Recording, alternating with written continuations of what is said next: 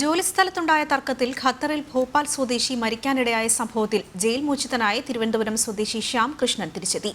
തിരുവനന്തപുരം അന്താരാഷ്ട്ര വിമാനത്താവളത്തിലെത്തിയ ശ്യാമിനെ ബന്ധുക്കളും സുഹൃത്തുക്കളും ചേർന്ന് സ്വീകരിച്ചു. സഹപ്രവർത്തകരുമായി അവിചാരിതമായി ഉണ്ടായ തർക്കമാണ് ശ്യാം കൃഷ്ണന്റെ ജീവിതം ജയിലറകൾക്കുള്ളിൽ ആക്കിയത്. 2017 ജയിൽ മോചിതനായെങ്കിലും മരിച്ച ഭോപ്പാൽ സ്വദേശിക്ക് ദയാദനം നൽകുന്നതുമായി ബന്ധപ്പെട്ട ആശയക്കുഴപ്പമാണ് ശ്യാംകൃഷ്ണന്റെ നാട്ടിലേക്കുള്ള യാത്രയ്ക്ക് വിലങ്ങുതടിയായത്. തുടർന്ന് കൊല്ലപ്പെട്ട റിസ്വാനുൽ ഹക്കിന്റെ കുടുംബവുമായി നിരന്തരം നടത്തിയ ചർച്ചയ്ക്ക് ശേഷമാണ് വിലക്ക് നീങ്ങിയത്. നീണ്ട 14 വർഷങ്ങൾക്ക് ശേഷമാണ് ശ്യാം ജന്മനാട്ടിൽ തിരിച്ചെത്തുന്നത്. അമ്മയുടെ മടിത്തട്ടിൽ എത്തിച്ചേർന്ന പ്രതീതിയാണ് നിലവിൽ അനുഭവപ്പെടുന്നതെന്ന് ശ്യാംകൃഷ്ണൻ ജനം ടിവിയോട് പറഞ്ഞു. ഇവിടെ നാട് കാണാൻ പറ്റിയപ്പം എന്ന് പറഞ്ഞാൽ നമ്മൾ എന്താ പറയുക, നമ്മളെ അമ്മയെ കണ്ട പോലെ, എൻ്റെ അമ്മയെ കണ്ട പോലെ ആ ഒരു സന്തോഷം. ഞാൻ 2019 ഏപ്രിൽ 18 ഞാൻ ജയിലിൽ നിന്ന് പുറത്തു വന്നു. ഞാൻ CID പോയി, ഖത്തർ CID പോയി. അപ്പോഴും അവർ പറഞ്ഞു ഞാൻ ഓപ്പൺ ടിക്കറ്റ് എടുത്ത് കൊടുത്തു.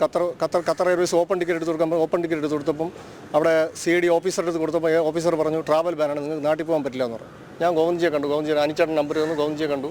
ഗോവിന്ദ്ജി പറഞ്ഞു നമുക്ക് നോക്കാം എന്ന് പറഞ്ഞ് അവിടെ എംബസിയിൽ ഒരു സംഘടനയെല്ലാം മീറ്റിംഗ് ഗോവിന്ദ്ജി സംഘടിപ്പിച്ചിട്ട് എല്ലാവരും കൂടെ ചേർന്ന് ഈ കാശ് സംഘടിപ്പിച്ചിട്ട് ആണ് അവരെ വീട്ടുകാർ ചെറിയ പ്രശ്നം, അതാണ് ഇത്രയും ഡിലേ ആയത്. കൊല്ലപ്പെട്ട റിസ്വാന്റെ കുടുംബത്തിന് 2 ലക്ഷം റിയാൽ നൽകണമെന്ന ഉറപ്പിന്മേലാണ് ശ്യാം കുറ്റവിമുക്തനായത്. പുനർജനി അടക്കമുള്ള ഖത്തറിലെ സാംസ്കാരിക സംഘടനകളുടെ അശ്രാന്ത പരിശ്രമമാണ് ശ്യാമിന്റെ യാത്രാവിലക്ക് നീങ്ങാൻ സഹായമായത്. പുനർജനി എന്ന് പറയുന്നത് ഇന്ത്യൻ എംബസിക്ക് കീഴിലുള്ള ഒരു സംഘടനയാണ്. അപ്പോൾ ആ സംഘടന അവിടുത്തെ കമ്മ്യൂണിറ്റിയിൽ എല്ലാവരുമായിട്ട് ബന്ധപ്പെട്ടുകൊണ്ട് ഇതിന് അവർക്ക് വേണ്ട സാമ്പത്തിക സഹായം അത് കൊടുത്ത് തീർത്താൽ മാത്രമേ ശ്യാമിന് പുറത്തേക്ക് വരാൻ പറ്റുള്ളൂ. കാരണം 5 വർഷം ജയിലിലായിരുന്നു. അത് കഴിഞ്ഞ് അദ്ദേഹത്തിന് ട്രാവൽ ബാൻ ഉണ്ടാവും. സ്വാഭാവികമായിട്ടുള്ളൊരു നിയമപരമായിട്ടുള്ളൊരു പ്രശ്നമാണത്.